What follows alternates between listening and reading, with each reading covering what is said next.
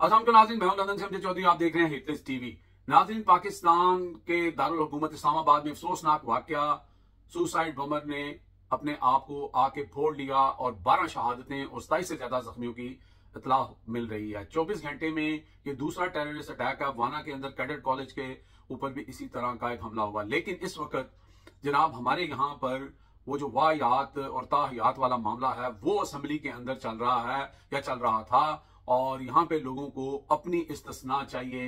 उन ताकतवरों को, उन लोगों को जिनके ऊपर अरबों रुपए की करप्शन है, उनको अपनी जो है वो जिंदगी, अपने कानून बनाने हैं। लेकिन अवाम जो है वो उनके लिए वाहियात से कम नहीं है और कुछ भी नहीं है। और दोबारा हमारे मुल्क में दहशतगर्दी की ये खतरनाक लहर जो है वो इस्लामाबाद तक पहुंच चुकी है। और इसी चीज का डर था।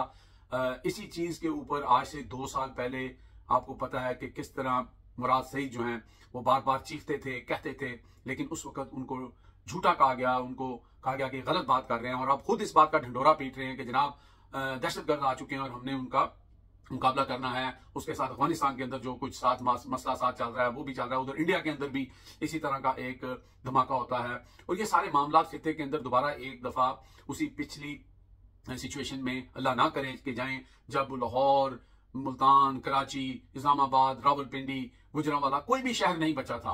तो लेकिन उस वक्त फिर आप ये कह सकते हैं कि हुकूमत की कुछ रिट थी, या उस वक्त आपके पास मामलात ऐसे थे, मुल्क के अंदर निजाम ठीक चल रहा था। अब तो हर चीज ही जो है वो एक किस्म का कब्जा ग्रुप के पास जा चुकी है। आज छठा लेटर जो है वो यही आफरीदी को लिखा गया है।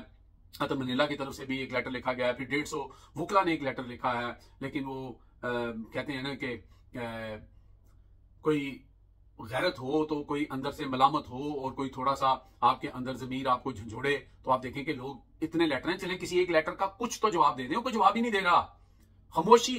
क्यों?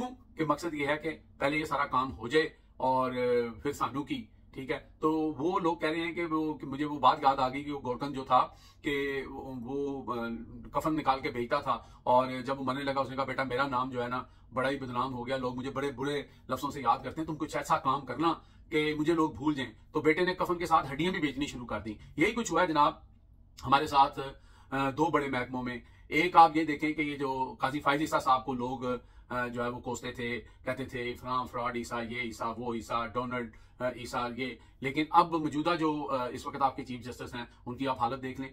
वो काजी फायज ईसा जज्बात में आके या एग्रेशन में आके जवाब तो दे देते थे। ये हमारे अफरीदी साहब जो हैं वो तो जवाब ही नहीं दे रहे, वो तो खामोश सुमुन बुकमुन बन के बैठे हुए हैं। तो बहरहाल ये चीजें भूली नहीं जाएंगी। फिर जब सोशल मीडिया पे बात होती है तो फिर ये कहते हैं सोशल मीडिया वाले जो हैं बदतमीज हैं, सोशल मीडिया वाले ऐसे हैं, सोशल मीडिया वाले वैसे हैं। अभी इरफान सिद्दीकी साहब की वफात हो गई, उनके लिए हम दुआ गो हैं, इन्ना लिल्लाहि व इन्ना इलैहि राजिऊन। और उसके ऊपर एक नई बहस शुरू हो गई है। इस वक्त नून लीग वाले जो हैं वो जो है वो टारगेट कर रहे हैं कि जनाब पीटीआई वाले और ये सोशल मीडिया वाले देखें एक बंदा दुनिया से चला गया है और ये उसके बारे में कैसी बातें कर रहे हैं। और भाई पहली बात तो ये है कि कल इसको कंट्रोवर्शियल किसने किया?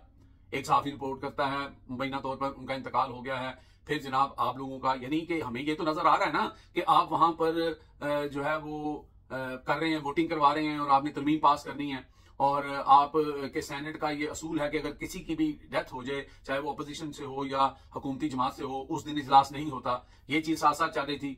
फिर उसके बाद कहा गया वेंटिलेटर पे, फिर कहा गया वो ठीक है, फिर रात को 12 बजे उनकी जो है वो डेथ का अनाउंस किया गया। वो तो दुनिया से चले गए। लेकिन बात यह है कि जो कुछ उन्होंने पिछले चंद माह से जो इमरान खान के बारे में, जो 9 मई को लेकर, जो पीटीआई वालों को लेकर जितनी सख्त जुबान उन्होंने इस्तेमाल की थी, तो लोग वो उन्हीं की जुबान जो थी, उन्हीं के अल्फाज जो हैं वही शेयर कर रहे हैं ना कि जनाब दुनिया से चले गए हैं, अल्लाह ताला इनकी मफ़रत करे, लेकिन बाबा जी ये करके गए हैं। ठीक है, चलें, मैं आप एक हद तक आपकी बात मान लेता हूं कि जनाब जो दुनिया से चला जाता है आप इस तरह की बात ना करें। लेकिन इसकी बहुत सारी ऐसी मिसालें हैं। यजीद, शिमर, जो है अपना जितने भी बाकी ये जो थे अपना लोग थे, जो बुरे लोग थे, जिन्होंने बुरे काम किए, लोग उनको उनके बुरे कामों से ही जो है वो याद करते हैं, फिरौन को, नमरूद को, तो वो याद किए जाते हैं। बहरहाल हमने भी जैसे दुआ की है, लोग किसी के मरने पर खुश नहीं है, ऐसी बात नहीं है कि खुशियां मना रहा है। लेकिन मैं छोटा सा याद कराना चाहता हूँ मुस्लिम लीग नून वालों को कि अरशद शरीफ शहीद याद है आपको? वो भी एक लिखारी था, बहुत जबरदस्त जर्नलिस्ट था। उसके ऊपर मरियम नवाज शरीफ की ट्वीट याद है आपको? उस ट्वीट को डिलीट कराने के लिए मरियम को मुस्लिम लीग नून के हर शख्स ने, जिसे ठोड़ी को हाथ लगाना कहते हैं ना, मिन्नत समाजत कहते हैं, वो की थी। वो ट्वीट जब मिलियंस में चली गई और पता लगा कि इसका तो बहुत ज्यादा रिएक्शन वापस आ रहा है, तो फिर कहीं गालबन मियां साहब ने या किसी ने कह के वो ट्वीट डिलीट कराई थी। ठीक है, वो ट्वीट मैं रिपीट नहीं करना चाहता। तो आप हमें या लोगों को ना सिखाएं, पहले आप अपने घर के जो बड़े हैं, जो आप जिनको आप लीडर मानते हैं, पहले उनको सिखाएं और फिर जो है वो आप दूसरों को ये कहें। दूसरा, वो शहबाज गिल साहब बड़े शरारती हैं। उन्होंने कोई खबर दी है जनाब के अमेरिका के अंदर कोई स्पेशल सर्जरी और ये वो, अब वो बता भी कुछ नहीं रहे हैं। कभी कहते हैं कि आप खुद गेस करें जी, मैं ये नहीं बता सकता कि वो बंदा है या औरत है। बहरहाल मैं ये बता सकता हूँ कि वो बड़ी कोई स्पेशल सर्जरी है, ये है वो है, क्योंकि वो कहते हैं कि अगर मैं यहाँ पे किसी की भी मेडिकल हिस्ट्री या कोई ऐसी बात करूंगा तो वो वहाँ पे कानून बड़ा सख्त है। बहरहाल साथ वो ये भी कह रहे हैं कि कोई अमेरिका आया हुआ है, कोई कब आया था, क्या हुआ था। तो खैर लोगों ने नीचे अपना आइडिया दे दिया है, आपको भी आइडिया हो गया होगा। वो हमारा डोमेन नहीं है। वैसे बातों से बात मरियम साहब की निकली तो मैंने भी साथ कर दी। अब आते हैं दोबारा जनाब धमाके के ऊपर। अब जब धमाका वहां पर होता है और ये शहादतें होती हैं, 12 लोग और फिर इतने जख्मी, उस वक्त अलीमा खान साहबा जो हैं वो और दीगर लोग जो हैं वो अडाला जेल के बाहर जो है वो इकट्ठे होते हैं। उनकी मुलाकात का दिन था। सबसे पहले वहां पर वो वीडियो चल रही होगी, आपने देखी होगी। सब बाजमात वहां पर दुआ कराते हैं शोहदा के लिए मग़फ़िरत की और मुल्क में अमन की दुआ करते हैं, ये होता है। उसके बाद सुहेल अफरीदी जो हैं वो एक फंक्शन के अंदर थे और उस फंक्शन के अंदर जब उनके जो भी उनके सेक्रेटरी हैं, जो भी उनके कान में आके बताते हैं इस्लामाबाद में धमाका हुआ है, तो वो उसके ऊपर अफसोस का इजहार करते हैं। उसके बाद वो इस चीज को, मेरा मतलब है कि ये जो बुज़दिलाना अमल कहते हैं और दहशतगर्दों को जो है पैगाम देते हैं कि हम डरने वालों में से नहीं हैं, हम आपसे लड़ेंगे और अमन लेके रहेंगे, और फौरन जो है वो अपनी वो तकरीब जो है उसको खत्म कर देते हैं और वहां से चले जाते हैं। अच्छा, उसके बाद जनाब बैरिस्टर गौहर खान जो हैं वो और शिंदाना गुलजार जो हैं वो मौका पे पहुंचते हैं जहां पे ये वाकया हुआ होता है। एक सिंबॉलिकली एक चीज के वहां पे जाके जो लोग वहां पे हैं या पुलिस वाले हैं, और ये भी दिखाया जा रहा है कि जनाब आईजी साहब वहां पे खड़े हुए हैं, हाथ पे हाथ यूं रखे हुए। ये वही आईजी साहब हैं जिन्होंने मरीज के ऊपर कहा था वेल डन वेल डन, जब आम लोगों को, आम इंसानों को भून दिया गया, गोलियां मार के मार दिया गया, और वहां पर वो अपने जवानों को वेल डन कर रहे थे। बड़ी बड़ी बातें ये करते हैं, कश्मीर तक ये पहुंच जाते हैं, मरीज के तक ये पहुंच जाते हैं, लेकिन अगले इनके घर तक पहुंच गए हैं और वहां पे अब ये जो है ना ऐसे मुंह लटका के वहां पे खड़े हुए हैं। अब को ना वेल डन, अब करके दिखाओ ना, कि उनको पकड़ के दिखाओ तो को well done boys, well done, अपने बॉयज को के पकड़े उन बैतों को जिन्होंने ये काम किया है। तो ये सारा जेस्चर जो है वो पीटीआई की तरफ से आया, जिसको कहा जाता है कि जनाब ये दहशतगर्दों के सहूलतकार हैं। और खुद क्या हो रहा था, खुद जनाब ताहयात इम्यूनिटी लेने के लिए सारे जो हैं जितने भी इनके लगड़ बगड़ थे वो सारे असेंबली के अंदर जनाब वोटिंग वहां पे करके वहां पे इकट्ठे हुए हैं।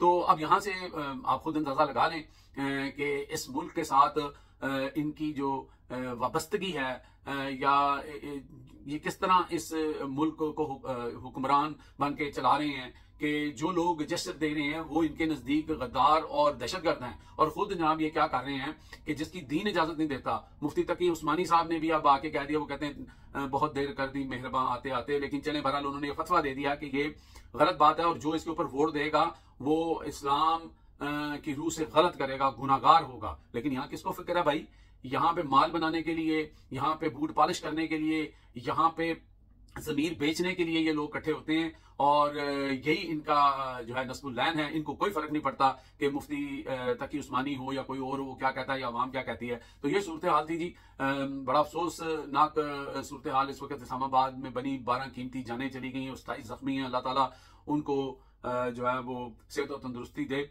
लेकिन ये जो हालात बनते हुए नजर आ रहे हैं, हमारी जो इस वक्त हुकूमत है या जो इस मुल्क को चलाने वाले हैं, उनको तो सिर्फ और सिर्फ अपने इस्तिस्ना की फिक्रें हैं, अपनी करप्शन बचाने की फिक्र है।